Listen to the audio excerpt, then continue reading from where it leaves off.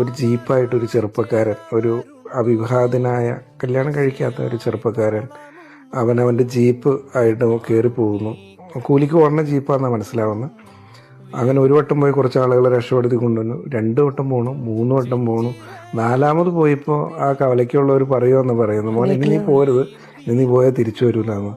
ഇല്ലേട്ടാ ഞാൻ പോയി അവരെ കൊണ്ട് വന്ന, ഇനി എൻ്റെ ആളുകൾ ഇനിയും മുകളിലുണ്ട്.